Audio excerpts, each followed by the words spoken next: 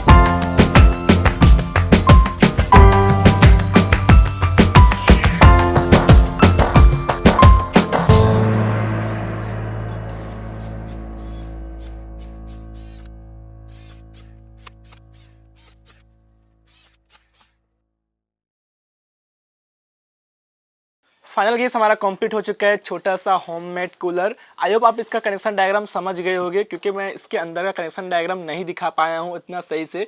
इसके अंदर में कनेक्शन वगैरह है इसलिए नहीं दिखा पाया, डायग्राम देख के करो, इजीली आप कर सकते हो।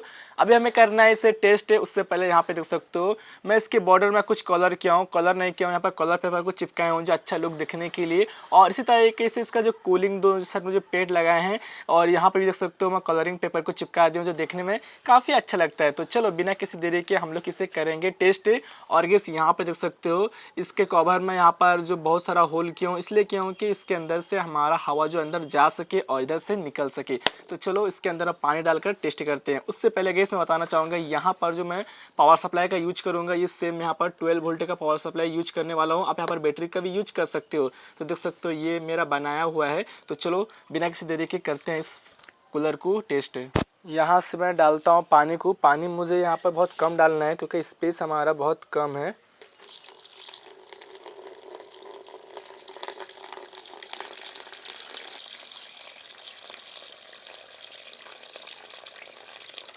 तो यहाँ पर हमारा स्विच वगैरह है, करता हूँ इसे यहाँ से ऑन।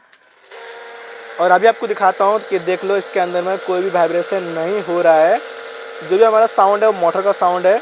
और यहाँ से देख सकते हो हमारा कूलिंग जो पैड है ना वही भीगना शुरू हो चुका है। तो देख सकते हो यहाँ पर आराम से मतलब कि साइड से में पानी जो निकल रहा है, एकदम पूरा परफेक्टली हमारा ये वर्किंग कर रहा है हमारा कूलिंग पैड। इसी तरीके से आपको बाहर से दिखाना चाहूँगा तो देख सकते हो एकदम पूरा यहाँ पर जो ना पूरा भीग गया है, कोई भी बाहर पानी लीकेज नहीं हो रहा है। और ये जो पानी जो आपको दिखाई दे रहा है ना, पहले से जो मैं इसके अंदर में डब्बा में डाला था उसके पानी बाहर की साइड में गिरा हुआ है। लेकिन देख सकते हो एकदम पूरा मस्त तरीके से हमारा वर्क कर रहा है। अब देखो इसका जो हवा एक्चुअली में अगर मैं बोलूँ ना, एकदम पूरा जैसे मार्केट से हम लोग खरीद के लेके आते हैं बड़े वाले कूलर का हवा, मतलब कि उतना तेज़ नहीं है, नॉर्मल में हवा है, लेकिन पूरा ठंडा हवा है ना, उसी के जैसा ये ठंडा हवा दे रहा है। तो ये छोटा सा डब्बा में बनाए हैं इसलिए इसका कम हवा है और कम ठंडा है। बाकी मतलब कि वैसे ही फील हो रहा है, क्योंकि अभी देख सकते हो मैं यहाँ पर दिन के टाइम में शूट कर रहा हूँ तो काफ़ी गर्म पड़ा है, लेकिन मैं यहाँ पर जो इसका हवा जो ना पूरा ठंडा ठंडा हवा आ रहा है। बाकी अगर इसका देख सकते हो ऊपर का जो कवर है ना मैं इसे खुला रखा हूँ, अगर इसे जैसे ही ढक दूँगा तो इसका थोड़ा सा जो इसका हवा का जो प्रेशर है वो कम जाता है, लेकिन कूलिंग जो था ना थोड़ा ज़्यादा बढ़ जाता है, क्योंकि अंदर से हमारा लॉक हो गया है। जो ऊपर का जो गर्म हवा वो नहीं टान रहा है, सीधा हमारा यहाँ से कूलिंग पैड से टान रहा है और इस जाली से हमारा वैक्यूम निकल रहा है ऊपर के साइड में। और ये देख सकते हो काफ़ी अच्छा खासा हवा आ रहा है। अभी गाइस देख सकते हो बहुत इसका हवा जो ना बहुत नॉर्मल हो चुका है। जैसे मैं इसे हटा दूँगा इसका हवा यहाँ पर बढ़ चुका है।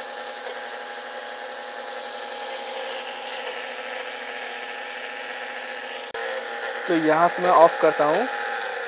तो कुछ इस प्रकार से हमारा कूलर जो है ना वर्किंग कर रहा है। काफ़ी अच्छा कूलर है, प्लास्टिक डब्बा में बनाया हूँ। मतलब कि एक इंसान के लिए ये बेस्ट कूलर रहने वाला है इस गर्मी के मौसम के लिए। चाहे तो आप इसे बना सकते हो अपने घर पर, क्योंकि इसमें बनाया हूँ बहुत सिंपल तरीके से। जो भी तरीका आपको दिखाया हूँ पूरा जेन्युइन तरीका है, आपका वाइब्रेशन टोटल नहीं होगा, मतलब कि हल्का मुल्का ही वाइब्रेशन नहीं हो रहा है। बाकी का वीडियो को लाइक करने के तो वीडियो को लाइक कर देना और चैनल को सब्सक्राइब कर लेना ऐसे वीडियो देखने के लिए।